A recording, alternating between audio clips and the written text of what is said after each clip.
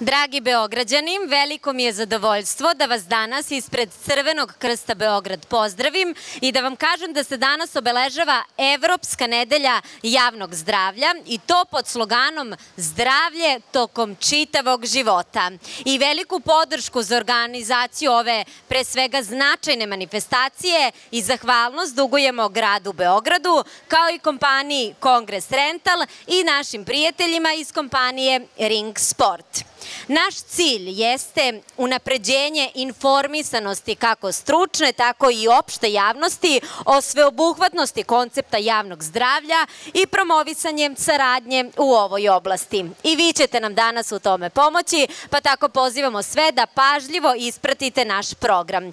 I kako ste čuli ovogodišnji slogan, a to je zdravlje tokom čitavog života, ukazuje kako na značaj unapređenja, ali i očuvanja zdravlja od najranijih dana i sve to sagledavajući zdravlje i kao kapacitet, ali i kao resurs za budućnost, porodicu, ali i tako čitave zajednice u celini.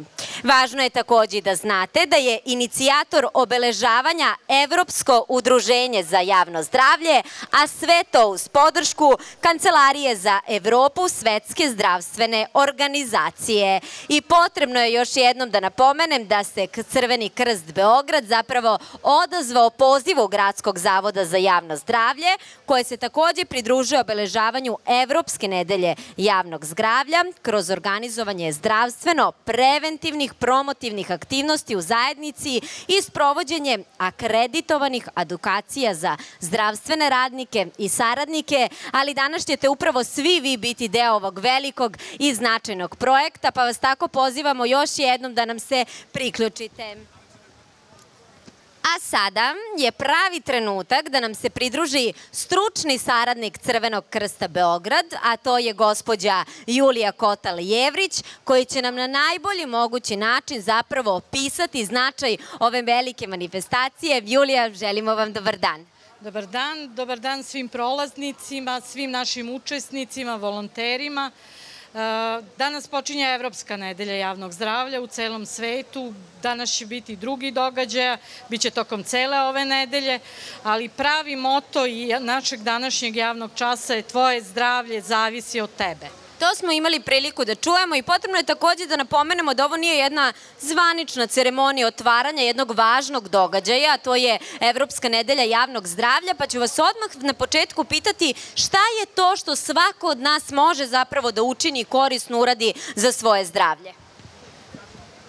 Svakoga dana mnogo toga možete da uradite, da se dobro naspavate, da doručkujete, da jedete redovno voće i povrće, da fizički budete aktivni, evo imat ćete prilike i danas kod nas, da se prošetate, da se družite, da učestvujete u nekim hobijima, aktivnostima, sa kućnim ljubimcima, sa porodicom posebno i to je sasvim dovoljno ako bilo šta od toga danas učinite. Julija, sve su ovo korisni saveti koji smo čuli i ja još jednom pozivam sve naše sugrađane jer ovde zaista imaju praktičnu primenu znanja koje će pre toga i čuti, ali tokom navedenog perioda potrebno je da kažemo da je svaki dan rezervisan za određenu temu. Prvi dan, odnosno danas 16. maja ćemo govoriti o zdravstvenoj pismenosti mladih koja kao termin dodatno treba da bude usvojen, takođe znanje i veštine mladih koje se odnose na traženje informacija u vezi sa zdravljem, njihovo adekvatno kako razumevanje, pa tako i postupanje u nekim određenim zdravstvenim stanjima, odnosno situacijama, je li tako? Da, naravno, jako je važno da mladi u samom uzrastu, znači od, što bi rekli, od obdaništa pa nadalje, nauče mnoge zdrave navike. Ovde će imati i priliku da nauče prvu pomoć, odnosno neke postupke vezane za prve pomoć. Mali će to raditi na medvedićima, odrasli na lutkama.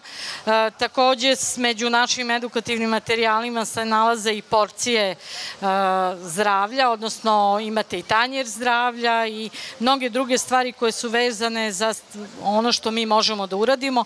Ako želite da date dobrovoljno krv i pre toga proverite svoje zdravlje, to je takođe nešto što dobro možete da učinite i za sebe i za druge. Gospođo Julija, mnogo vam hvala na informacijama. Ono što je sigurno jeste da vidimo da ste mislili apsolutno na sve i na one najmlađe, ali naravno i tako starije i svi dobrovoljni davaoci se takođe mogu danas priključiti i dati svoj doprinos, a mi ćemo naravno pratiti sve vaše aktivnosti jer je danas svakako otvaranje. Hvala. Dakle, već se može videti šta se ovde dešava. Znači imamo... Koje su to tačno zone? Hajde da budemo i konkretniji kako bi svi mogli da, parče svog, ja ću reći, zdravog mesta odaberu zarad edukacije. Naravno, danas su svi programi besplatni, zahvaljujući i našem donatoru. Imamo ovde sobne bicikle, trake za trčanje, zatim imamo zonu prve pomoći gde naši saradnici objašnjavaju svima koji žele kako se pružaju mere oživljavanja, odnosno veštačko disanje u narodu potrebno. Naravno, tu će biti i nekih nagradica za one koji žele u tome da učestvuju. Naši najmlađi takođe imaju medvedića, imaju neke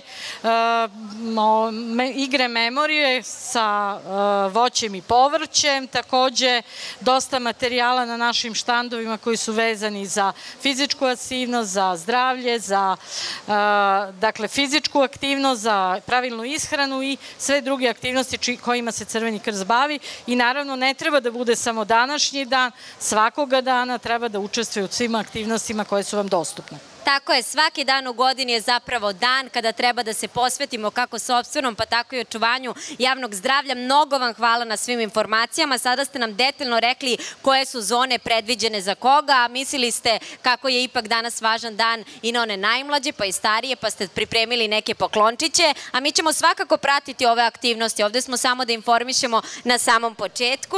Veliko hvala našem stručnom saradniku, a to je gospođa Julija, na ovako važnim informacijama, hvala. A sada svako ko prati aktivnosti Crvenog krsta Beograd, koji je sa makar jednom bio na njihovoj obuci prve pomoći, upoznao je ovog stručnog saradnika, jer znamo da je veliki i pravi profesionalac, a to je Bojana Banjević, koja će nam se kroz nekoliko sekundi pridružiti i zapravo reći koliko je važno da su nekim momentima sekunde presudne i odlučujuće u nečijem spašavanju života, a upravo nam u tome pomažu tehnike prve pomoći. Jedan veliki aplauz za Bojanu Banjević koja je sada pripremila i praktične vežbe, a naravno misli na sve nas za ovaj važan datum. Bojana, želimo ti dobar dan i hvala ti što si uvek tu u pravo vreme na pravo mesto. Hvala i meni je zadovoljstvo, naravno, da uvek širimo znanja vezano za prvu pomoć. Sad, svako ko je pažljivo pratio moju najavu imao je priliku da čuje da si ti dobila jednu posebnu muzičku podlogu, a to je pesma Stay Alive, pa ćeš nam ti sada reći koliko je ova pesma važna, tačna i šta to svima nama koji smo se ovde danas okupili znači. Pa verovali ili ne, ali pesma jeste važna i svi naši prvopomoćaši to znaju. Zašto? Zato što upravo uz ovu pesmu se rade, evo kao što možete sada i praktično da vidite, se zapravo radi masaža srca. Zbog čega? Zato što je to onaj pravi ritam u kom treba da radimo mere oživljavanja. Tako da ovu pesmu čak, eto verovali ili ne, ali koristimo i u našim obukama, vrlo često kako bi upravo svi naši polaznici mogli da uvežbaju na pravi način mere reanimacije. Tako da, eto, sjajna pesma. I nema na čemu, to smo specijalno pripremili za današnji dan i sada svi koje zanima ova tema ili koji su danas odlučili da se dodatno njoj posvete, pitaju se šta je tačno KPR. Ti ćeš nam to sada stručno, ali vrlo jednostavno i objasniti. Tako je, kao što i treba da se radi kada držimo obuke prve pomoći. KPR, ono što je u narodu poznatije tako kao KPR, su zapravo mere oživljavanja, odnosno kardiopulmonalna reanimacija. To je nešto što ste viđali u filmovima, u serijama, kada se radi masaža srca i kada dajemo veštačko disanje. Na taj način nekoga kome je to najpotrebnije zapravo možemo da vratimo u život i možemo nekome da spasimo život. Tako što ćemo mu dati te najvažnije mere u vidu veštačkog disanja i u vidu masaže srca. Bojana, ja mogu da kažem da je meni jako drago što su tebe sada mladi ljudi nadjačali, jer vidim njihovu zainteresovanost da savladaju sve tehnike prve pomoći. Divno je što smo se danas svi okupili na otvorenom, pa skoro pa pravi letnji dan gde možemo da učimo, vežbamo i dodatno da se osvestimo o značaju KPR-a. A mene sad zanima, ovo je jedan od načina da podignemo svest o važnosti očuvanja javnog zdravlja. Međutim, moraš priznati da nam je uvek potrebno da pri ruci, možda čak i jednim klikom, imamo na jednom mestu sve važne informacije kako bi upravo mi negde sustigli te presudne odlučujuće sekunde za nečiji život. Tako je, ovo je jedna sjajna prilika, jedna divna manifestacija, ali je prva pomoć nešto što mora često da se uvežbava, nešto što moramo da podignemo svest ljudima da je to jako važno. Nažalost, nesreće ne biraju kada će se dogoditi, mogu se dogoditi i sada, može se dogoditi i kod kuće, na radnom mestu, pa iz tog razloga veoma važno da prođemo obuku prve pomoći, ali da tu prvu pomoć imamo pristupačnu svuda i uvek. Bojana, ja ću se vratiti do tebe, ali pre toga ja ne smem da propustim ovu situaciju, da vidimo veliki broj zainteresovanosti koji prate ovi mladi ljudi. Samo jedno pitanje, da li ste nekada bili na obukama prve pomoći? Da, bili smo pre mesec dana sa školom na obuku. I koliko vam je to bilo značajno, jer ste se nekad praktično našli u situacijama da vi presudite, odnosno pomognete da te sekunde koje su važne i spasite nečiji život? Slažem se. Slažete se da jeste važno, a jel znate šta trenutno radite? Šta trenutno učite? Učimo kada nađemo nekoga na ulici koji je reanimaciju. Bez svesti da mu pomognemo. A mi smo išli da ne bi išli u školu. Ali opet su radili jednu značajnu stvar, škola je takođe važna. Jedno pitanje za vas, da li ste instalirali aplikaciju Crveni krst Beograd i da li ste znali da jednim klikom možete da pomognete nekome, odnosno da imate ta uputstva pri sebi? Pa, nemam memoriju na telefonu, ali da imam skinuo bi rado. Ali ćeš sada da oslobodiš memoriju, pa tako pozivamo kako vas mlade, tako i sve prisutne, da sada uzmu svoje mobilne telefone u ruke i kogod da ima, da li Apple telefon, da li Android, da uđe u Google Play Store ili Apple Store i da ukuca Crveni krst Beograd. To je aplikacija gde se sve tehnike prve pomoći nalaze na jednom mestu, ali naravno ja ću pitati Bojanu koliki je značaj te aplikacije i hajde sada, nakon što ovi mladi oslobode memoriju, instaliraju aplikaciju, kako njome da se rukovode? Pa aplikacija je od velikog značaja zato što čini prvu pomoć dostupnom uvek i svuda. Praktično dobijate prvu pomoć u svom džepu. Na taj način možete da naučite kako da ukažete pomoć, ali ne samo to, ona nije edukativnog karaktera. To je vaše sredstvo kada se dogodi nesreća. Uđete na aplikaciju i ona vas korak po korak vodi kroz postupke da vi znate u tom momentu šta da uradite, čak i ako niste prošli obuku. Bojana, ono što znamo jeste da nam ovo praktično znanje pomaže na ulici, ali ja sam istraživala, pripremajući se za današnji dan, a to je Evropska nedelja javnog zdravlja, da statistika govori da najčešće pomažemo u situacijama našim bliskim ljudima, kada su te sekunde presudne, kada se neko bori za život, jer tada imamo i najveću potrebu da ukažemo na prvu pomoć. Međutim, potrebno je da podignemo svest da je to značajno, pa čak i da neki neznanac potpuni na ulici ima puno pravo, odnosno zaslužuje da mu svako od nas priđe i pomogne. Je li ova statistika tačna koju sam iznela? Statistika je u potpunosti tačna. Nažalost, povrede se najčešće gotovo dešavaju u domaćinstvu i najčešće je to upravo neko koga mi poznajemo. I iz tog razloga je važno da naučite prvu pomoć, međutim, čak i ako ne poznajete nekoga ko je potpuni stranac, on zaslužuje da mu ukažemo pomoć. Tako da zaista sa te strane da, potpuno je statistika u pravu. Da li ćete pružiti pomoć nekom bližnjem, nekom potpunom strancu ili čak sami sebi. Samo pomoć je takođe jedna velika, velika stvar. Važno je prosto da prvu pomoć naučite. Koliko je to često da neko sam sebi ukaže prvu pomoć? Nekako uvek razmišljamo o bliskim ljudima ili ljudima na ulici, ali malo ko od nas je možda i tu temu, odnosno značaj takve prevencije imao u glavi, pri sebi? Pa to je jako dobro pitanje. Tu je manje više, eto, da li pomognemo sami sebi. Vrlo često se i mi sami povredimo, da li se posečemo, uganemo skočni zglob, da je neka manja povreda u pitanju, uvek tražimo nekome da nam pomogne, tražimo da nas neko previje, a zapravo možemo mnogo pomoći i sami sebi. Tako da prvu pomoć učite i zbog sebe, ali i zbog drugih. Bojana, mnogo ti hvala. Mislim da si nas sve inspirisala da pratimo vaše praktične obuke ukazivanja prve pomoći. Drago mi je da si upravo svojom prezentacijom i privukla mlade ljude koji su već krenuli sa vežbanjem, ali scena je tvoja. Sada ćemo imati mali čas obuke prve pomoći, a naravno ja pozivam sve da se priključite Bojani, jer je ovo i prilika da pitate i da sve nedoumice upravo zajedno odgonetnemo. Izvoli, Bojana. Hvala, Mašo.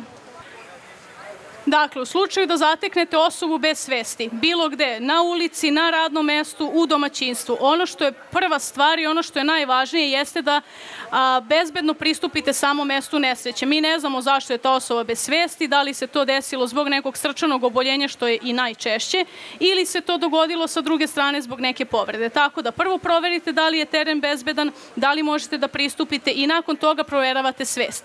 Svest proveravate tako što osobu blago prodramate za ramena i dozovete glasno najbolje po imenu. Dobar dan, da li ste dobro, da li me čujete? Ako me čujete, molim vas, otvorite oči. Ukoliko je osoba bez svesti i ne reaguje, drugi korak koji treba da uradite jeste da tražite pomoć. Nekoga ko će pozvati hitnu pomoć, da vi ne biste gubili vreme, nekoga ko će vam doneti materijal za prvu pomoć ili bilo šta slično.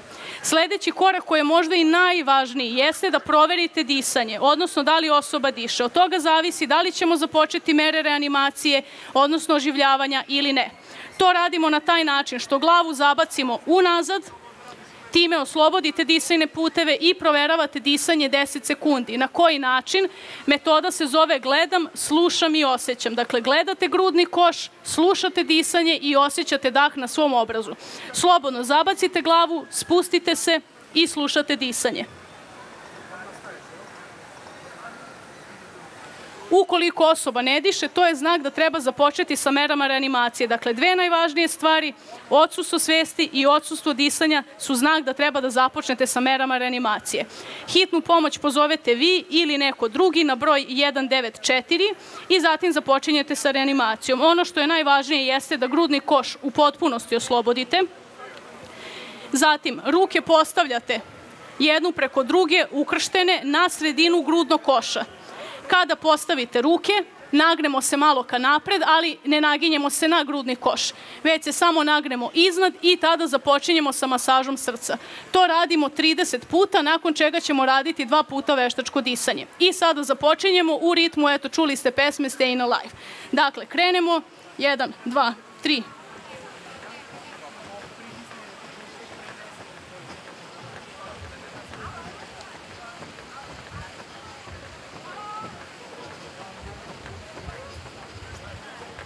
Nakon 30 kompresije, odnosno 30 puta masaže srca, daćemo 2 veštačka udaha. Ono što je jako važno, što nekada ljudi zaborave, jeste da se ponovo zabaci glava, ali i da se zapuši nos. Dakle, glavu zabacujemo unazad, zapušimo nos i damo jedan udah, zatim sačekamo i ponovo dajemo još jedan udah.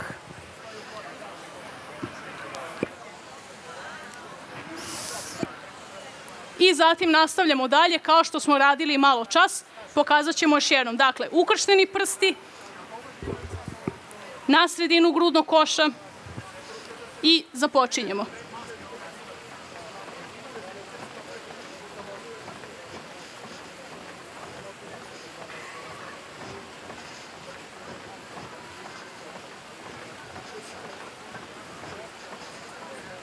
I nakon toga ponovo ciklus 2 udaha.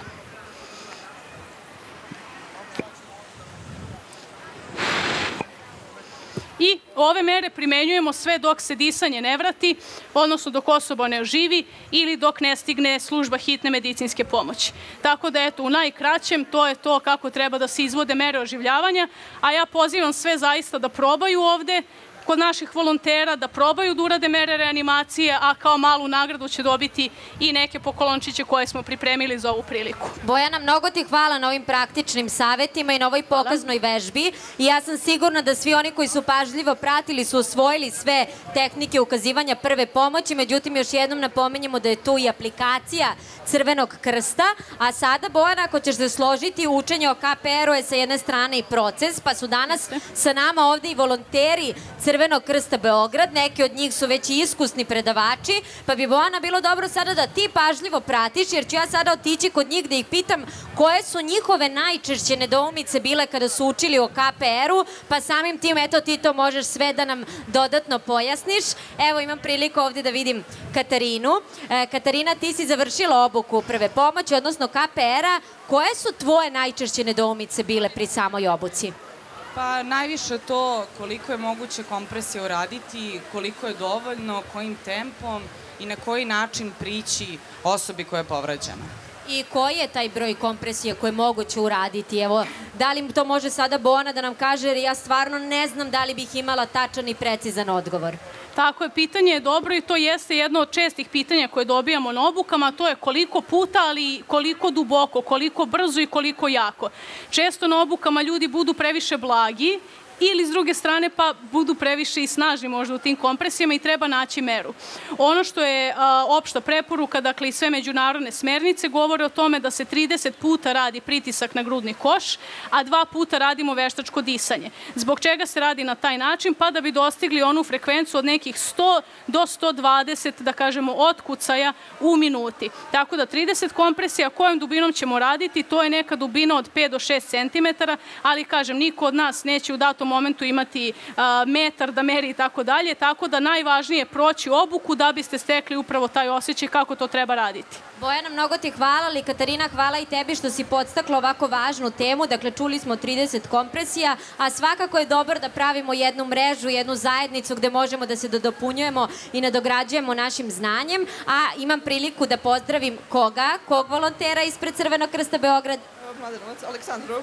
Aleksandra, kaži nam koja je tvoja najčešća nedoumica bila i da li postoji neko pitanje na koje i sada misliš da nisi sigurna da znaš pravi odgovor? Da li se KPR može raditi kada neko leži na krevetu? Bojana, šta kaže stručnjak? Pitanje je odlično i često u obukama dajemo primere, mi to vidimo u filmovima, serijama, da se KPR započinje na krevetu. Ali to ne treba raditi, treba raditi na čvrstoj podlozi. Zašto? Odgovor na pitanje je jednostavan. U slučaju da započnemo mere reanimacije na krevetu, na dušeku, prosto nećemo dobiti efekat, pritiskaćemo dušek umesto da radimo pritisak grudnog koša. Tako da iz tog razloga, dakle, odgovor na pitanje je ne, KPR uvek treba raditi na čvrstoj podlozi. Dakle, ne raditi KPR na krevetu. Mnogo ti hvala, Aleksandra, još jednom što si otvorila važnu temu, ali volonteri su ovde u velikom broju i to mi je drago što oni ljubazno kao i uvek dočekuju sve naše sugrađane koji svakako cirkulišu od početka otvaranja ove Evropske nedelje javnog zdravlja, a sa moje leve strane se nalazi Jelena. Jelena, koje si ti pitanje pripremila ili sada koje je to prvo pitanje koje bi ti pitala Bojanu, a samim tim i preduhitrila sve naše mozgalice, odnosno pitanja? Pa ovako, mene zanima ako prilikom pritiska osjetimo, to jest čujemo da je nekome puklo rebro. Šta se tada radi? To je možda i jedan od najvećih strahova koje naši polaznici imaju zato što su čuli da je to nešto što može da se desi.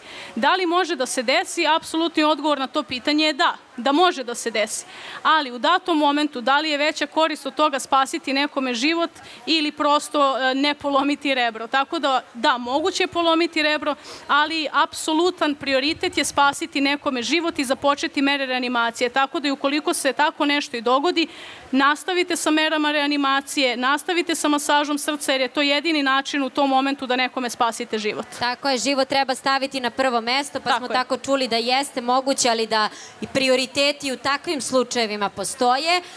Drago mi je što imam priliku da sam pored jednog volontera Crvenog krsta Mladenovac. Koja je vaša najčešća nedoumica bila na svim tim obukama koje ste vrlo pažljivo i precizno pratili? Pa najčešće pitanje u obukama sa decom jeste koliko udaha treba da uzmemo kada dajemo disanje. Meni se čini da nam je to Bojana malo pre i pokazala, ali nije loše da obnovimo znanje.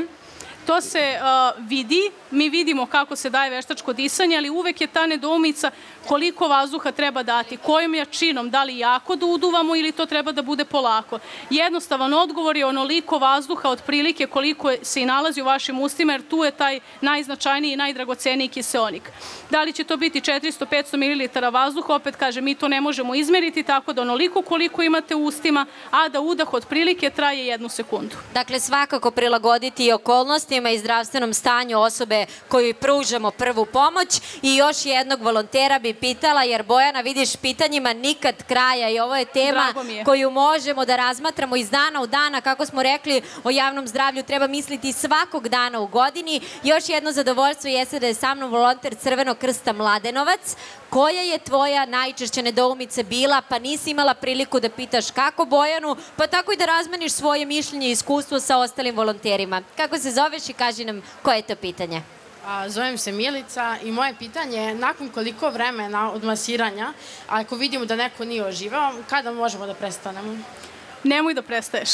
Ono što je najvažnije jeste da reanimaciju radimo što je duže moguće, odnosno mere oživljavanja. Mere oživljavanja radimo do onog momenta dok služba hitne medicinske pomoći ne stigne na lice mesta ili do onog momenta dok same te mere oživljavanja ne pokažu uspešnost, odnosno dok nekog ne oživimo.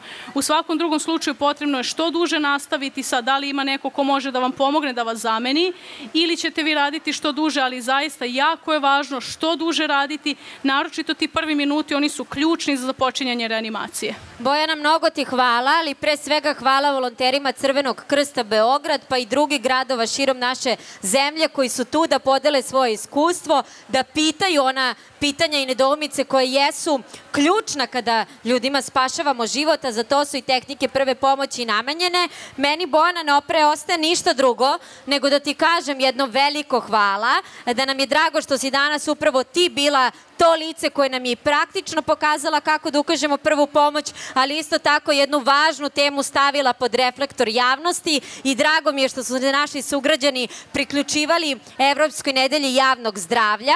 I još jednom ću reći da je ovo tek početak, da možete pratiti aktivnosti, dakle svih 7 dana zapravo koliko traje ova manifestacija, ali svakog dana u godini. Pozivam još jednom sve sugrađane koje pridolaze da instaliraju aplikaciju Crveni krst Beograd koju mogu pronaći na Google Play ili Apple Store-u, da svakako imaju pri jednom kliku sve neophodne informacije kako da ukažemo tehnike KPR-a, odnosno prve pomoći, a sada svi vi budite slobodni koji ste nas vrlo pažljivo pratili, da priđete, da pitate, da primenite svoje znanje, a svakako mnogi od vas i da nauče nešto novo. Mnogo vam hvala što ste danas bili uz nas i što ste zajedno sa nama, sa Crvenim krstom Beograd, obeležili Evropsku nedelju javnog zdravlja i to pod sloganom zdravlje tokom čitavog života. Beograđani, hvala najlepši, pozivamo vas još jednom jer znate gde je danas epicentar važnih tema, odnosno Evropske nedelje javnog zdravlja. Doviđenja. Hvala, Bojana. Hvala, Mašo.